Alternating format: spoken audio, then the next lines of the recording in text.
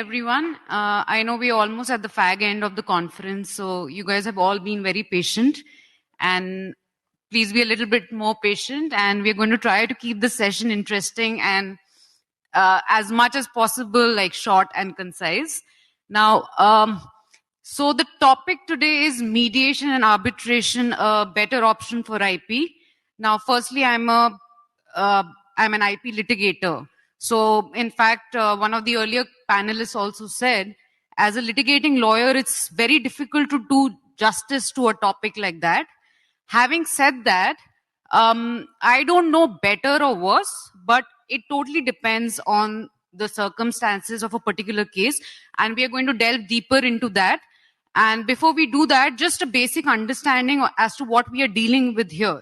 So we all know that, how litigation involves complex issues, expenses, it's very time consuming, and sometimes there's no assurance of a favorable result. And which is when you have this concept of alternative dispute resolution.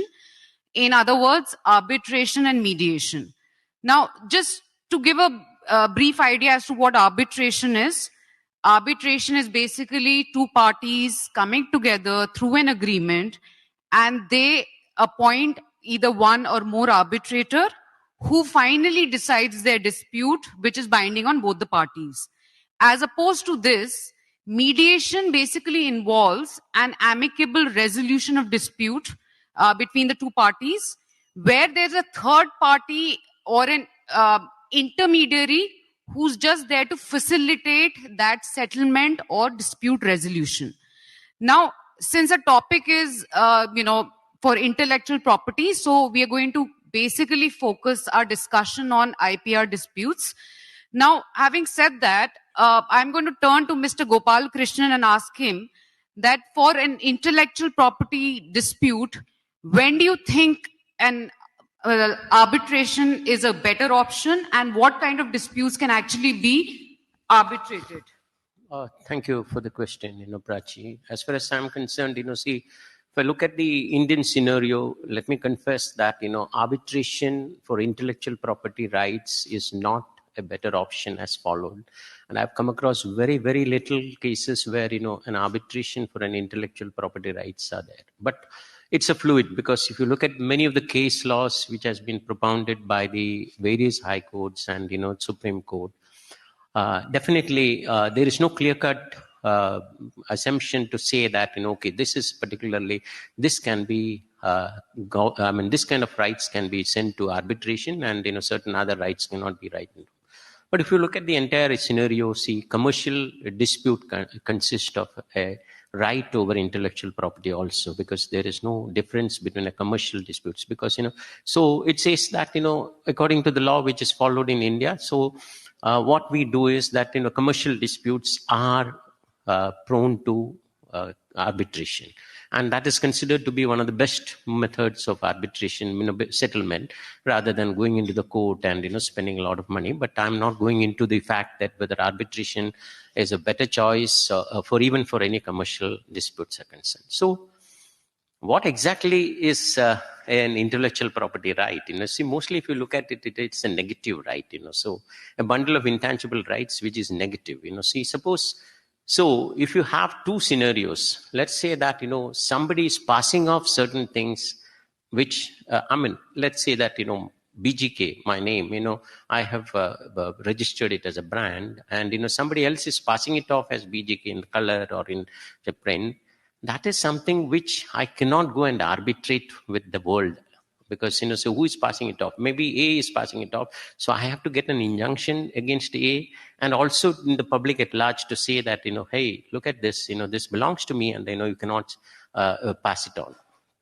But whereas on the contrary, let's say that, BGK brand, I license it to somebody in Dubai, and, they are doing it, there is a term, there is a contract, and, the terms and conditions are, very clearly mentioned it. And if there is a breach of that terms and conditions, I can arbitrate. The question is, see, the person who is breaching this thing is not contesting or not passing it off as a brand which belongs to them. What is the thing is that they are breaching the conditions. So that is something which can be arbitrated. So there is always a classic difference between, it's in a fluid stage, so, but by and large, because if you go to the roads of Mumbai, you'll find the famous brands sold on the pavements. Okay. So everybody likes to get it, So if you go to China, I mean, in the particular market, you find all kinds of Louis Vuitton and everything being sold in the other market, So these are things which I cannot arbitrate, with them and say that, look at you, I mean, you're selling some products where I have to get a order which can be enforced against the unknown persons. So if it is a known person where there is a contractual rights, I can do it. So in India there are various case laws, I'll come to that later, but where this issues has been completely analyzed by various courts, and there are completely different views by various high courts and Supreme Court also. The Supreme Court in Booz Allen case has given some kind of a negative things which cannot be arbitrable. But in that, if you look at strictly, IP doesn't come into that picture. But that doesn't mean that because it is not there, it has to be, it can be arbitrated. So my view is that it depends on this thing, but by and large, considering the Indian context, I'm only saying about the Indian context because, say I'm not a IP practitioner across the globe, so I can't for sure say what is the method outside. For that reason, I say that in India, 99.9% of the people prefer to go to the court and get an order against somebody because most of them are passing it off. So as I discussed something, when the other day when I was sitting in the Bombay High Court, a very common thing which I think many of you there, Nalli silks. Nalli silks is very common. It's a Chennai T Nagar based very shop which is there in existence for so many years, and all of us must have gone there and purchased. But they have shops in Mumbai, in Delhi, and in USA and everywhere. But the person who sells and who founded Nalli is Nalli Chinnaswamy. So he is the person who stands there in the shop and sells it. So Nalli is always, associated with that particular shop in T Nagar and his branches. But about 50 years back also, in the bylines of Matanga, there is another Nalli shop where, people of Maharashtrian origin or, who are in Bombay, they also go and get it said, and they say that I got the sari or the cloth from Nalli. But that Nalli has nothing to do with them. So the original Nalli has filed a suit in the Bombay High Court, restraining the other Nalli from selling it. But if you look at Nalli, what is that brand? That is a village name. So it's a weaver's village which came from them, and Nalli has come from them. So the court, in fact, instead of passing an injunction or anything, they tried to arbitrate between the parties and said, why don't the Nalli shop, a small shop, and I have also gone there, very small shop, of this area only. They said that you add, it is Samba Shiva Rao's Nalli, and the other one is Nalli, which is there. So there an arbitration has been induced by the court, rather than putting an injunction and saying that, nobody else has been. That is a welcome stage because both are using the name and, but the customers are aware that this Nalli is different from the other Nalli. So I think, that is where it stands.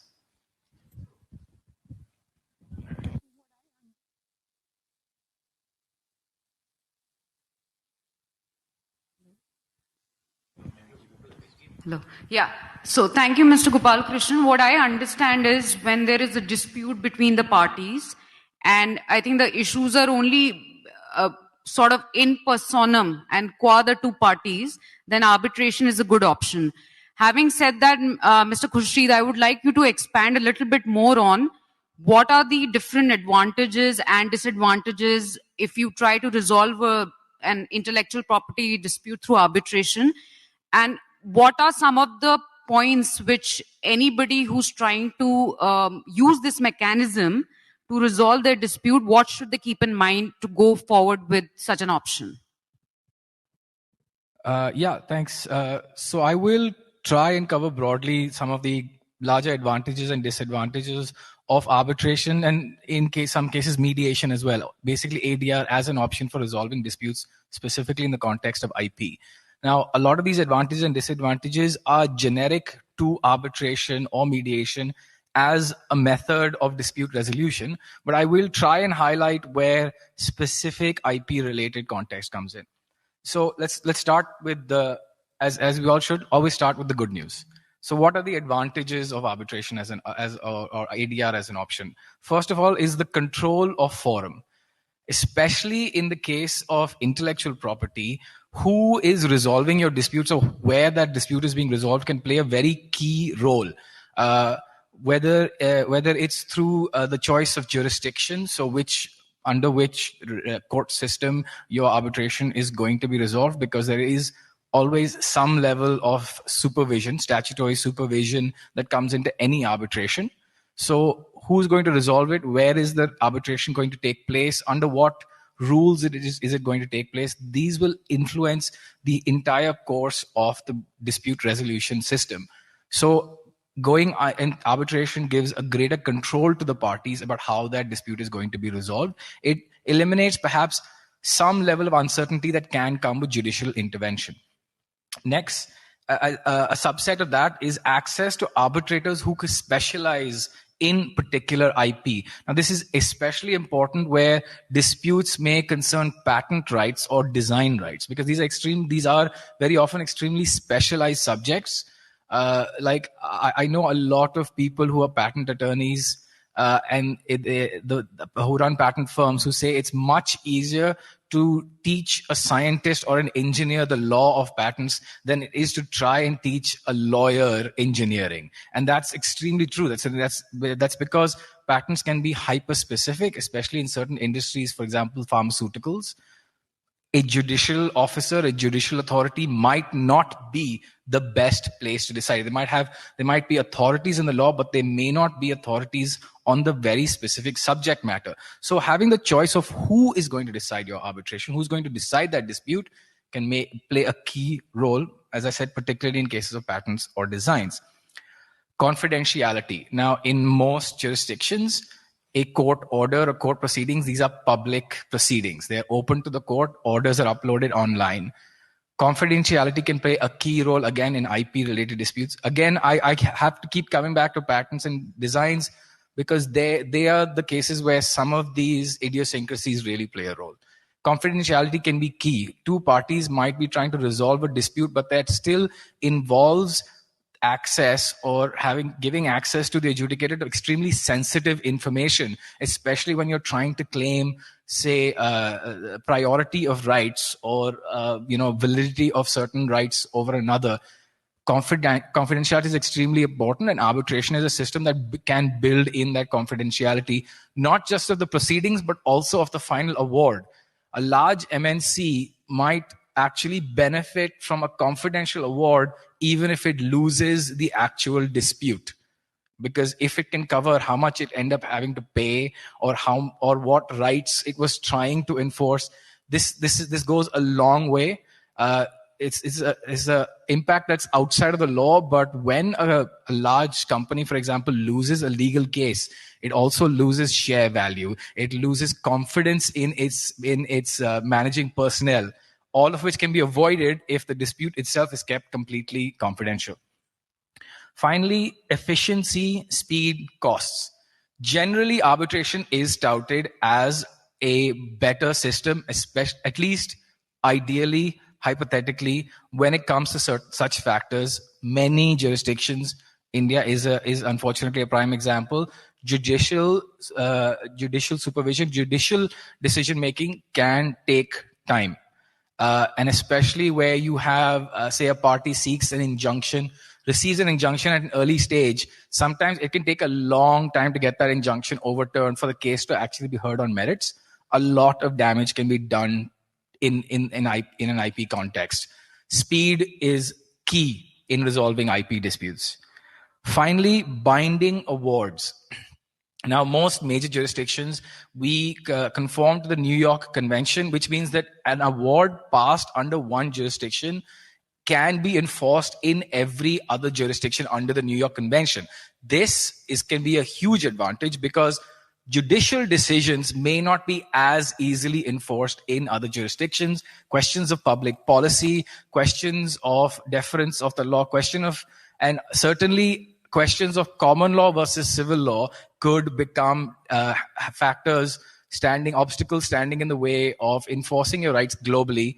And IP is an extremely global subject. I would say that amongst all aspects of international law, IP is the most easily harmonized, and is probably is one of the earliest areas of law to where the law has actually reached a certain level of harmonization globally.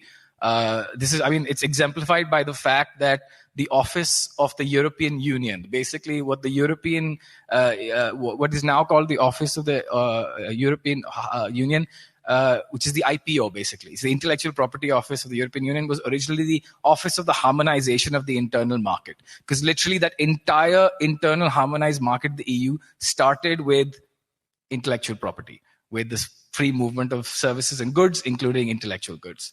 So those are the key advantages I think of choosing arbitration and other methods of alternate dispute resolution. But let's come to the disadvantages. Now, you will see that often some of the factors I just mentioned can cut both ways. Mr. Gopalakrishnan has already raised the issue of arbitrability.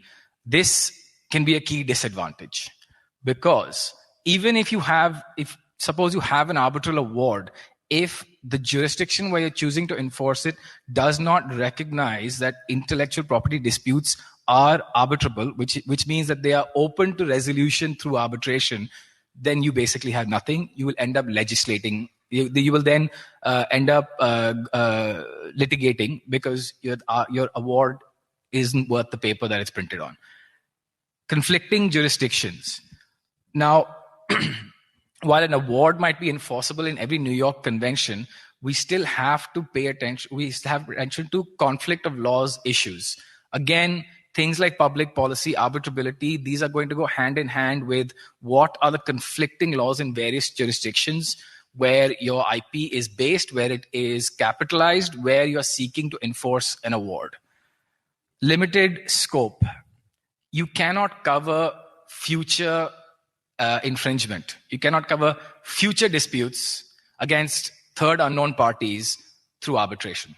The basis of arbitration is the agreement between two parties. So as Mr. Gopalakrishnan pointed out, I may have a agreement with another party. There are certain IP disputes involved. We have an arbitration clause that specifies we can go to arbitration to resolve these.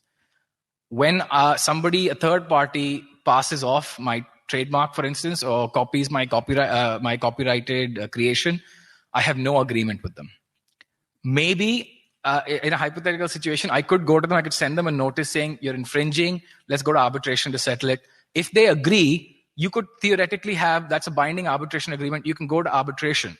But practically speaking, I'm telling you, they're not going to agree to it. You're going to have to go to a court, you're going to have to get an injunction. So the scope of the kinds of disputes that you can settle is going to be limited. The courts are always going to have a role, especially when you have to seek an injunction against the rest of the world in rem, as they say.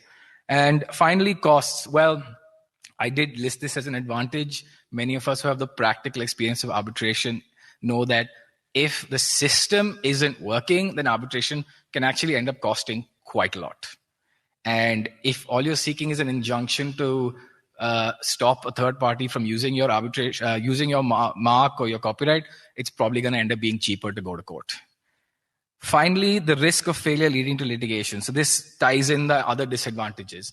Is if you don't end up having a binding award, or you have an award that isn't worth the paper, then you've essentially wasted time, you've wasted money, and you're going to end up doing the whole thing again by going to a court. So these, I think, are the advantages, relative advantages and disadvantages of settling IP disputes through alternate dispute resolution, more specifically through arbitration. It's a larger topic, and there's certainly more nuances that we can get into. But I think for now, I'm gonna leave it there. Thank you. Just want to add 2-3 more points to that. So as far as advantages are concerned, now what happens in a litigation when you sue another party, whatever may be the outcome is, the whole process creates a lot of hostility between the parties. So one of the other advantage of going through an alternative dispute resolution is that when you want to actually preserve your relations between, it could be a potential collaborator or a business association. It could be an existing business association. So that is also one, good reason to go for an alternative dispute resolution. And now, of course, we've discussed about arbitration. Now, there are some added advantages of going through mediation also. How mediation is different is because it's completely voluntary, which means nobody is going to hold on to you as to what you utter before a mediator. If you decide to opt out at any point from a mediation proceeding, you can, and there's nothing is going to be held against you. So that is one advantage of mediation over arbitration. Also, you can have a tailor-made, innovative solution to, amicably resolve the dispute. For example, you can even get something like, the other party should contribute to a charitable organization, and you should be given a corporate social responsibility for that. So there can be different advantages. Now, coming back to, I just want to talk a little bit about how mediation in India has been really prevalent. So sometime in 2015, we had Commercial Courts Act in India. And because of which now there have been certain provisions which have been introduced. So for instance, there's actually a provision under the Commercial Courts Act, and intellectual property rights falls under the purview of commercial dispute, wherein it has actually become mandatory to go for mediation for any commercial dispute unless you need a interim or an urgent relief. Of course, we work around the provision and we end up filing a lawsuit if we have to, but it's just one of the steps which have been taken by the Indian authorities to incentivize mediation. And another interesting provision is that so this is something which before filing a lawsuit, you can go for a pre-suit mediation. Even after filing a lawsuit, at any stage of the proceeding, you can actually refer the dispute to mediation. And if your dispute actually gets resolved through mediation at, before your evidence stage starts, the plaintiff actually is entitled to a full refund of the court fee. So these are some of the steps which have actually been taken where they are trying to encourage that, and obviously like both the co-panelists said, there's a lot of burden which is there on the Indian courts, and I'm sure courts across the globe. So you want to come up with, innovative solutions and alternate ways of, to reduce that burden on courts, and obviously reduce the expenses and time and all of those things. And we've had some amazing examples in India where, disputes have been resolved within few months, and by the end of the dispute resolution through mediation or arbitration, the parties have actually entered into business relation and collaboration. So now coming back to, we've spoken about advantages and disadvantages. I just want to come back to both my co-panelists and ask them that what are the key takeaways. So if tomorrow I want to go for arbitration and mediation as a lawyer or as, even for an industry person, what are some of the do's and don'ts and things that should be kept in mind before going through an option for arbitration and mediation, and how to make sure that this mechanism works in an efficient manner for your dispute resolution? Yeah, I think that's a good question. What happens is, like Zakir said, what happens is today there are two types of things which arises in an IPR dispute. One is a infringement of a trademark or a copyright or passing of something. And there, I feel that even according to the decided cases by various high courts and even by the Supreme Court, it's something which is not an arbitrable dispute, because there you need a quick action, because I can't wait for an arbitral tribunal to be formed and given and enforcing that. By the time the damage must have done.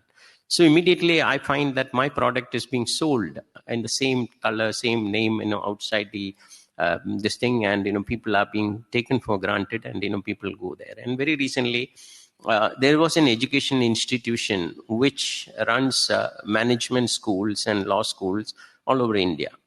So suddenly somebody from very nearby state started another institution which is similar in nature, and the trademark or the emblem is almost the same, and both are managed Indian Management Institute or whatever it is.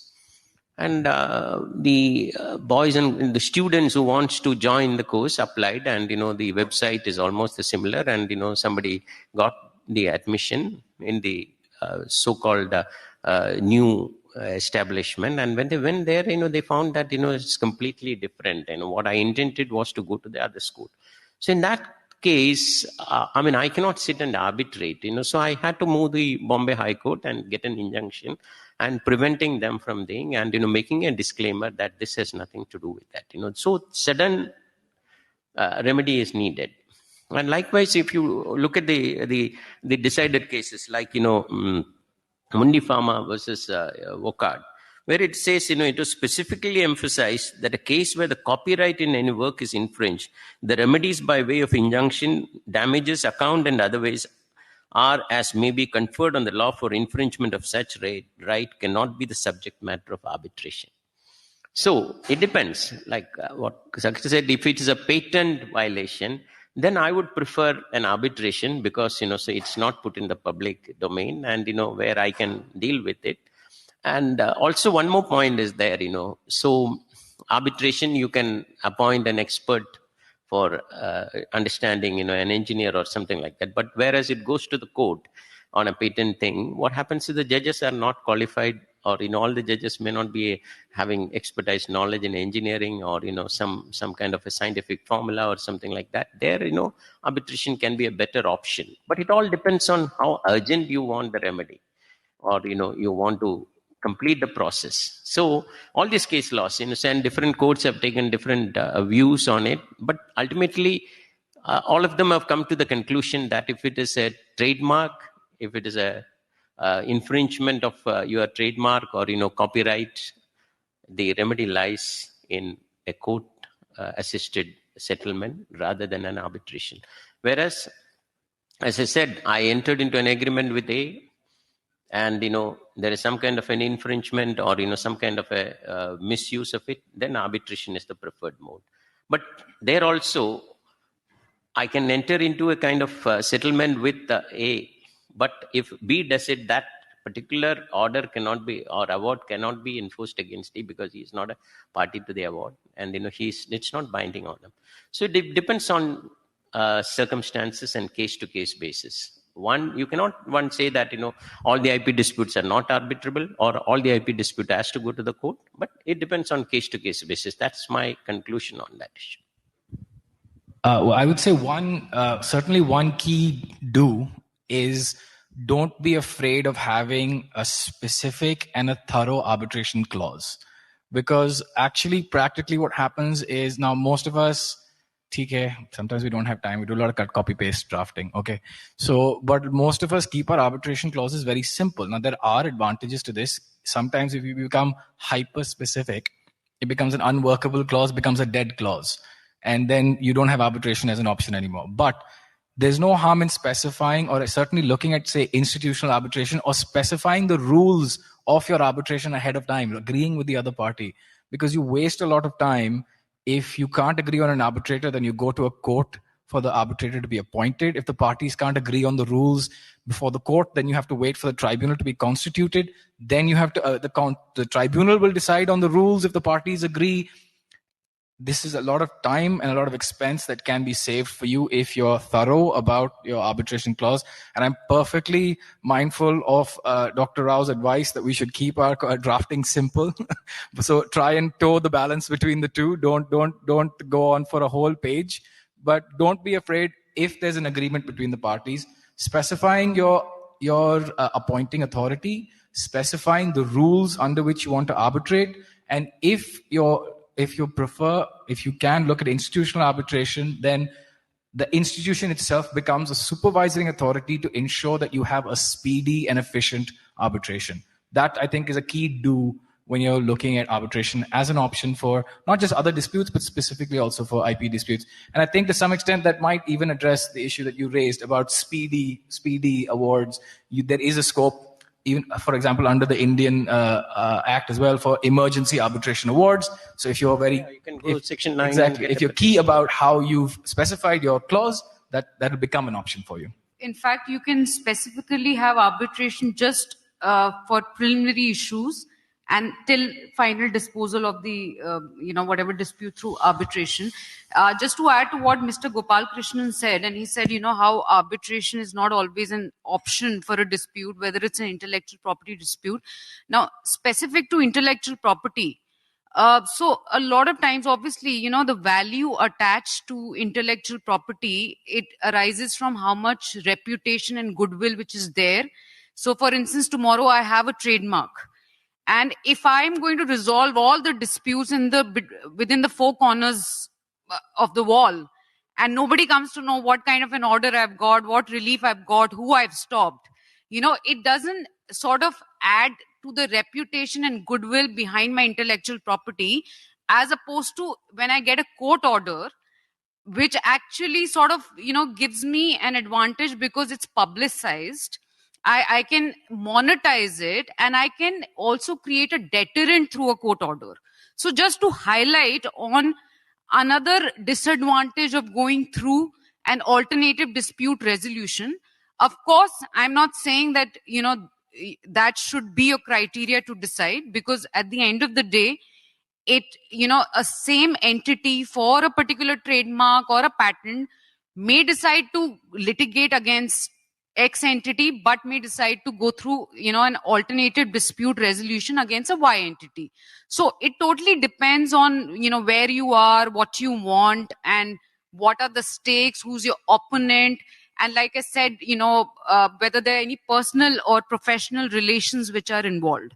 So I think that's what I had to add. If my co-panelists want to have add any final words. Nothing more. We have said the entire thing, as Sagar said, having an arbitration clause in an intellectual property agreement doesn't prevent you from seeking remedy in the court, on an urgent basis, so that doesn't prevent you, because immediately you can go and get an injunction. So I do not know what is the reason, because, since I'm also a practitioner, why people are not very enthusiastic in settling some kind of an IP rights in an arbitration matter. I do not know the reason, because by and large, if there is an arbitration, the next thing is that you go to a particular set of lawyers who are practicing in IP, and then move the court and get an injunction, and then subsequent to that it goes on. So if we suggest that have an arbitration clause in an IP agreement. Yes, you can have in a licensing agreement.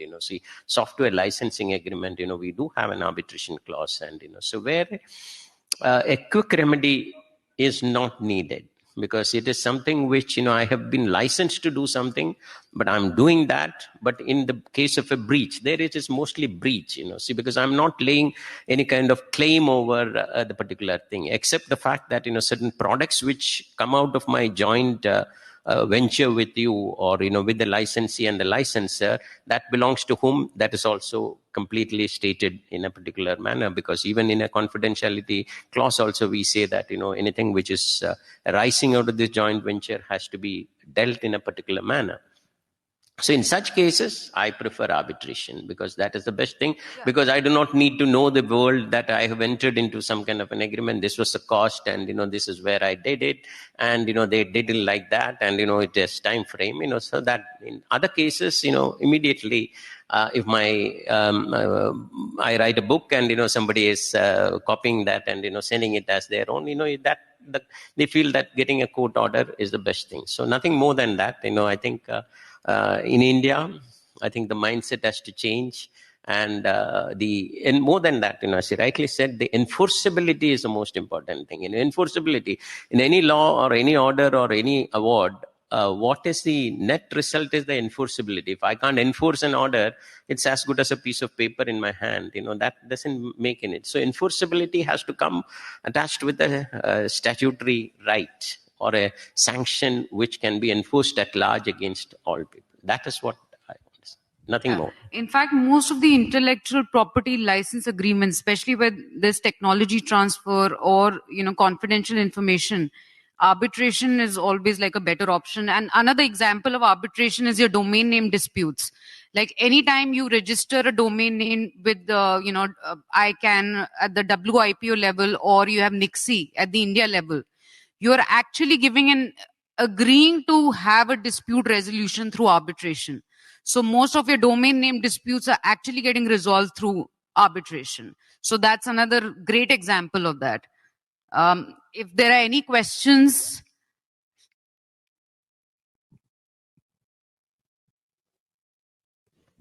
Any questions?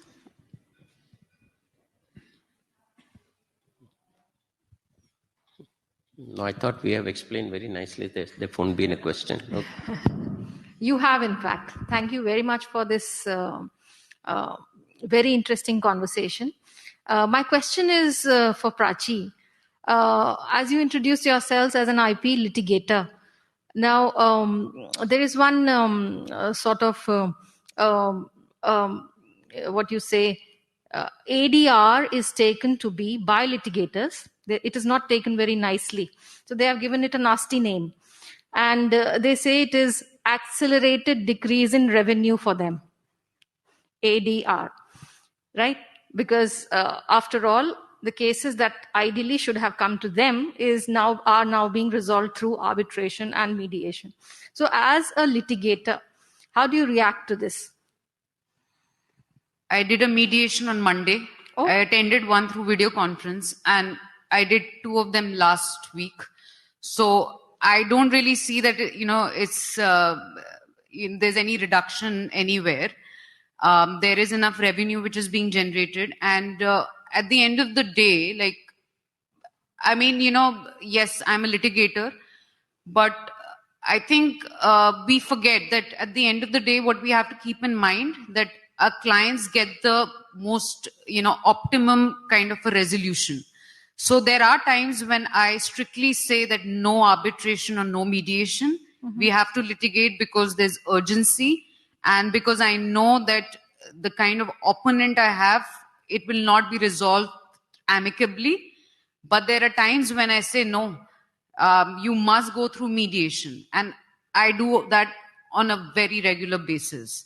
So, and like I said, for a same intellectual property, you could be going through alternative dispute resolution against one party, but you would be litigating against the other. So it will generate revenue if you're giving good advice to your client. Right. So that is what the bottom line is. Right. Yeah. Thank you. If you don't mind me adding a few words to that. So actually, we're just coming out of a phase when most of us realize that if we are willing to evolve our practice, then there is no need to separate a litigator and an arbitrator. Certainly, it's an advice to all of us that we shouldn't necessarily carry all of our litigation habits into our arbitration practice, good or bad. But for my firm, we started out at the end of 2019, and we immediately, obviously, we were hit by a wall when all of the courts basically shut down. But our practice managed to keep going, because even though primarily I'm in litigation practice, I'm also looking at arbitration work. And very often, as Prachi very wisely put it, is we advise the same client often for one option or the other. So if you're capable, or if you work at it and you keep yourself informed, there's no need for you to lose out revenue as a litigator, but you have to then break out of your comfort zone. You have to acquire new skills. And you can also be an arbitrator as long as you just, keep the best of both worlds. Yeah. Thank you. I hope that answers your question. Hello. I just wanted to ask this panel, in fact, first of all, I wanted to thanks and congratulate the panel having a very detailed discussion on the subject of the IPR vis-a-vis arbitration. At the same time, my experience, at least in the city of Mumbai, having appeared in the High Court as well as for the appointment of the arbitrator and then have taken up the matter of the arbitration before arbitrator duly appointed by the High Court. Is that the most of the arbitrator, I personally have the experience, that is defeating the whole purpose of the Arbitration Act itself. See, the whole purpose, as I understand about the arbitration, was the cut short and to have a speedy disposal of the dispute. That was one of the primary objective of enacting the Arbitration and Conciliation Act. But unfortunately, the most of the arbitrators, one that they strictly want to follow the Civil Procedure Code, the Indian Evidence Act, and then the kind of the dates and the kind of the time that they take. The whole purpose of the arbitration, going to the arbitration, cutting short the Civil Procedure Code, is getting defeated. What is the view of the panel on the subject?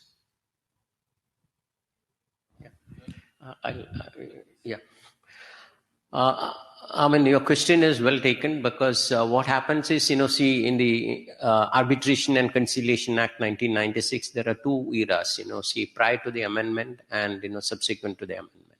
So earlier, prior to the amendment, let's all accept the fact, a senior lawyer is also here, let's all accept the fact that, it was considered to be pre-retirement earnings for the retired judges, because even if it for 1 crore of rupees, the arbitration, I will name some 3 judges and, you will select another 3 judges and, once upon, and, they start processing the entire issue as if it is in a civil court. And, so subsequent to that, the amendment came and time frames are there, and fees are fixed. Everything is fixed. But the fact of the matter is, unless we move to an institutional arbitration, we are not going to achieve the remedy. Because I do a lot of arbitration, and sometimes I'm also an arbitrator, but, but in a very recent arbitration which I did it, I was for one of the clients, is that, within 4 sittings, we could arrive at a conclusion and a settlement agreement. It all depends on the parties. And let me tell you that, the lengthy arbitration, why it is being delayed is that, the representative or the advocates representing each of the parties also responsible. If I find that an interim order has been passed in my favor, or, I want to continue it for a long time, I will find ways and means to extend it to that sometime, still it goes into the submission of evidence and, claims and everything. So it all depends on us, so unless we all join together and, the practitioners and the arbitrator join together and move in a manner where we want to say that, I want to complete this in a particular time frame, it's not going to be the same. Because today, you have a arbitration clause. The most thing is that, the high courts, where, at least in Bombay High Court, a lot of petitions come, what is it, Section 11 petition, see where, I'm saying he should be the arbitrator. Then you are saying, no, he is known to me. So you want Prachi to be the arbitrator. Then I'll say, no, I don't like Prachi. So I want third person. So at the end of the day, you file a petition in the court. So as far as I'm concerned, the time limit goes. So I filed a petition there. And subsequent to that, the court after 2-3 hearings will have a panel and say that, okay, I'm accepting. At that point of time, without any dispute, yes, my lord, I agree, I agree, this is enough, So this could have been achieved. So the arbitration fails at the first instance, and when we are not able to come to a conclusion as to who should be the arbitrator. So we are all responsible for that, at least, every time, because so we will say the clients, no, he is not a good person, I do not know about him, and, better we suggest this man, so these things happen. And I think it's an evolving, and I believe, even sincerely, I believe, unless we pass on to an institutional arbitration, these things will happen. That's what my humble view is. Yeah, I just had a random thought on this because, I've one of the earliest articles I had written on, IP. And in today's modern day, internet age, there is copyright violation, there are all kinds of things. But above all, you see the question whether arbitration mediation is better, because I did a matter where somebody went and filed criminal proceedings. They wanted to get after the guys. They said, this is all the theft, they've taken away our proprietary. And I also did one of the, I don't know if you people know Michael Heath Nathan Johnson versus Subhash Chandra of Delhi High Court, the earliest intellectual property cases. But I think when we're talking about arbitration and mediation, we must have a process by which all of them are rolled into one. This whole traditional, like he said, you go by pleadings, etc. No. I'll tell you, I applied this. When I say you must have alternative dispute resolution, which has elements of mediation and negotiation and arbitration, all of them together, and say, will you settle it or not? I tell you my own experience when I was appointed as an arbitrator by Delhi High Court in one IP case. I told them, you have one last opportunity to resolve your problem, because if you don't do it, you are back in courts for 8 years. Somebody had that did a copyright violation of the books that somebody had written and so on and so forth. And I forced the issue in getting them to agree to, some of the procedural aspects and all that. Within 4 hearings, I gave an award, and till date, I haven't heard that it was challenged. Both parties were satisfied. Because I used the elements of what I'm speaking about, all of them rolled into one, where I said, what do you say about this? What do you say about this? Because at the beginning itself, I was not interested in writing an award. I was more interested in ensuring the dispute got resolved. And how did once it got resolved, then I would give an award which become a consent award. First point. Second thing, I think this choice of arbitrator should be eliminated altogether. The courts, like you said, institutional arbitration, all right, you refer the matter, let any 3 arbitrators be appointed. Why waste half a dozen hearings and a few years about who should be an arbitrator, who should not be an arbitrator? So given these circumstances, if you want to make alternative dispute resolution mechanisms effective, then you must eliminate all these, obstacles in their becoming effective.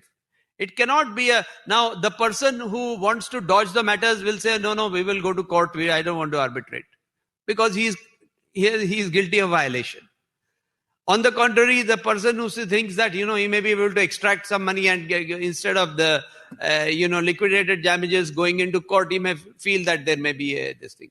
So therefore, there needs to be some fine tuning in terms of making the entire process effective by removing certain obstacles, like the one I mentioned, that there should be no choice of the parties of appointing an arbitrator. Arbitrator must be free to use flexible methods of ensuring the resolution of the dispute, which is... Yeah, you're right, sir, because let me tell you, very recently, another case was there, it's all depending on the drafting skills. Somebody has drafted in the arbitration for a small issue. They have drafted saying that there should be an arbitral tribunal consisting of 3 people, and, one from your side, one from my side, and they will join together. But again, there could not be any kind of, settlement on this. When it reached the court, and, as he is, Bombay, people know, Justice Patel was there, he said, bullshit, this is not going to be allowed. Both of you give me a statement that this clause stands substituted. I will appoint one arbitrator. That's the end of it. But how many of such judges will take that call? Because otherwise, they will say, okay. That it all depends on the drafting and everything. But as you rightly said, the choice of choosing the arbitrator should be left to somebody else. Rather than both the parties agreeing to that. I agree. My only concern with that is that a lot of times arbitration involves like international disputes. So like, the parties who are going through arbitration are, residents or citizens of different countries.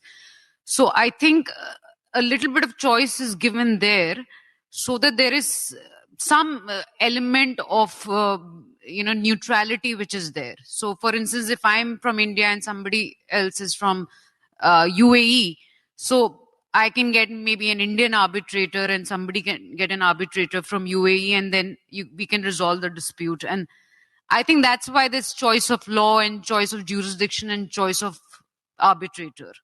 So I'm not sure it's a good point, but I think it can have both its advantages and disadvantages.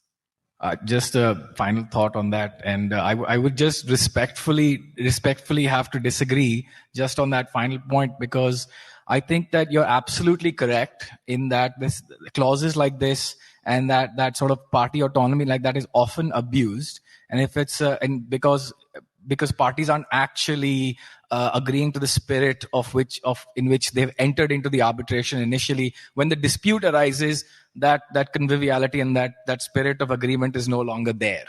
But at the same time, party autonomy is the absolute basis and foundation of arbitration as an alternative to judicial settlement. And I think that while we must absolutely, as you've said, take steps to fine tune it and to make it better and stronger and more enforceable, we can't throw the baby out with the bathwater.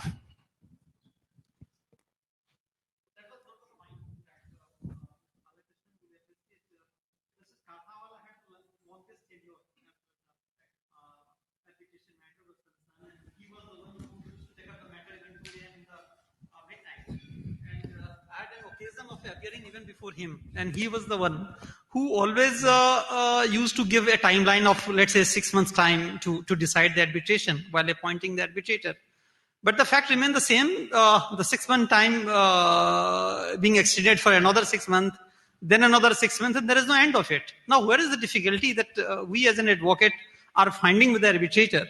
The arbitrators are trying to follow the process of CPC, Civil Procedure Code, entirely as it is. Now, there where the problem arises, if you will follow the entire process of the CPC, if you follow the entire process of the Indian Evidence Act, then what is the purpose of coming to an arbitrator? Absolutely. The whole purpose is being defeated while following the entire process. See, ultimately, why we are not going to the civil court and coming to an arbitrator? Yes. To have a speedy disposal of, the morning one session, the miscarriage of justice or the justice delayed. This is where that is happening. That is the reason of whole purpose why the Arbitration Act was enacted by the parliamentarian. And when the judges or the arbitrators deal with the matter linked with the Civil Procedure Code or the Indian Evidence Act, which is the one cause why the matter is being delayed for one or the other reason, that needed to be somewhere cut short, and we need to have the shorter process by which the justice is delivered on time. This is what my request was. Yeah, that's why again I say that, institutional arbitration and time limit. In institutional arbitration, it doesn't make whether, A, B, C, D, or, you have to have it. And, that is the only way out. Thank you. I think we're getting some pretty strong indications that we have to wind this up. But I know someone here is eager to get me back for asking questions on his panel. So we'll just quickly do this. I'll skip. Before I start getting the grudges look, I might just skip. Bharti, am I allowed? Ask for forgiveness, not permission. I'm sorry. So building on the premise as to what Mr. Rao said, most recently, our proposed Chief Justice, Justice N.V. Ramanna, proposed that, yes, we should have the pre-litigation process before even initiating the litigation. And our over-enthusiastic clients always go for the litigation. And since we are aware and proverbial to the rules of the provisions as to how to skip the pre-litigation process, how to meet both ends? Just enforce the rules better. If you have judges who give a lot of discretion and leeway to counsel to clients when it comes to their pleadings, when it comes to their arguments, and you have ones that keep them to the point, that cut them off if they're trying to say the same thing again and again and again. Case management is a key skill for the judiciary as well as for litigators. Enforce the rules better, and hopefully over time the system will become better. So that's my simple answer. Obviously, that was impeccable. But the point that I actually wanted to put forth is that how to meet the worlds that I was referring to, the mediation or the ADR part, and not to simply go for the litigation part. So what I understand is you're trying to say that since there's a requirement of a pre-suit mediation, so how to avoid that and go for litigation? Is that what you're saying? The other way around, ma'am. Okay, the other way around, as in go for pre-suit mediation and not litigation. See, it totally depends. Like, there are certain clients that we have who only go for pre-suit mediation because that's their model, and, it involves a lot of confidential information and trade secrets, and they don't want to have anything leaked, out in the public, that what kind of, settlement they had with the other party. So their entire model is pre-suit mediation. But there are certain cases in which pre-suit mediation is not an option because, like, my co-panelists also spoke about it, that you need an urgent relief. Sometimes you have to go to court like overnight. And if I'm going to go for a pre-suit mediation and, wait for the other party to respond to my proposal, by the time I've already missed the bus. So, I mean, I have both the options. Thankfully, it's up to me to decide that where is going to be an optimal option in a given scenario. So that's how I would balance it. And clearly, even the Commercial Courts Act says that, it may be mandatory, but where you're actually trying to seek an urgent relief, you please come for litigation. So that's an exception, which is very much created in the Act. Thank you. And add to that, what happens is, this mediation under the Commercial Code Act is a compulsory because, you will be sent to mediation. But how serious are we taking this mediation? It is just a process. See, the advocates itself will say, jaiye. Then, if you don't agree, nothing, just go there, 2 sittings he will give. And after that, we will come, that kind of attitude has to change, because that kind of attitude, some seriousness has to be there in the mediation. Unless the mediation process is taken very seriously, and something is attached to that, if it fails, what is the reason why it has failed is looked into by somebody, then it's only just, a procedure which I have to go, if I were to reach somewhere, I have to go through certain roads. That roads may be bumpy, but, I have to go through it, because I'll reach there.